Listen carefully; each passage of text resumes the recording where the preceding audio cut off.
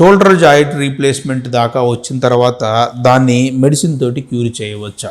నిజంగా చేయగలిగితే అది ఏమంటారంటే సృష్టికి ప్రతి సృష్టి అవుతుంది. ఎందుకంటే అరుగుదల అనేది జాయింట్ లోపల ఉన్న కార్టిలేజ్ వెళ్ళిపోవడం లాంటిది.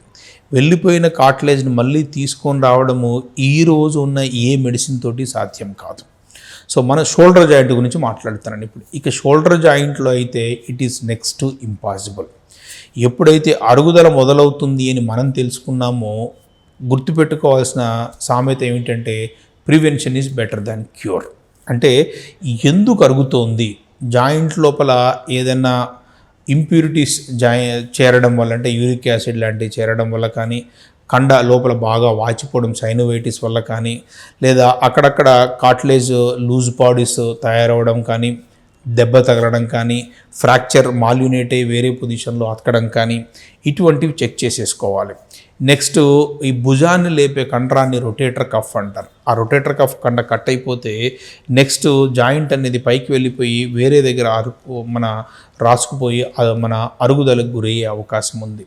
సో ఇక్కడ కూడా మనకి జాయింట్ అరిగిపోవచ్చు, జాయింట్ రీప్లేస్మెంట్కు వెళ్ళాల్సిన అవసరం పడవచ్చు. సో ఓవరాల్గా మనం చూసుకోవాల్సింది ఏమిటంటే రీప్లేస్మెంట్ స్థాయికి వచ్చిన జాయింట్కి మనము మెడిసిన్స్ ఇంజెక్షన్స్ ఇస్తే ఏమాత్రం ఉపశమనం జరగదు. ఒకవేళ వచ్చినా కానీ చాలా తాత్కాలికంగానే ఉంటుందన్నమాట. సో అందుకని యూజువల్గా అరగడంలో ఫస్ట్ మోకాళ్ళు ఉంటాయి, తర్వాత హిప్ జాయింట్స్ ఉంటాయి, వెరీ రేర్లీ షోల్డర్ జాయింట్స్ ఉంటాయి. ఒక 100-1000 మోకాళ్ళు అరిగిపోతే ఈ 2-3 షోల్డర్ జాయింట్స్ అరిగిపోతాయి. ఆ 2-3 షోల్డర్ జాయింట్స్లో కూడా ఈ 1-2 మాత్రమే ఆపరేషన్ దాకా వెళ్ళే అవకాశం ఉంది. నాన్ వెయిట్ బేరింగ్ జాయింట్ కాబట్టి, వెయిట్ ఏం తీసుకొని జాయింట్ కాబట్టి, ఖచ్చితంగా వాడాల్సిన జాయింట్ కాబట్టి యూజువల్గా మంచి ఫిజియోథెరపీ చేసుకుంటే షోల్డర్ జాయింట్ రీప్లేస్మెంట్లోంచి మనము బయటపడవచ్చు. ఏ 1%, 0.1% మాత్రమే జాయింట్ రీప్లేస్మెంట్ దాకా వెళ్తుంది.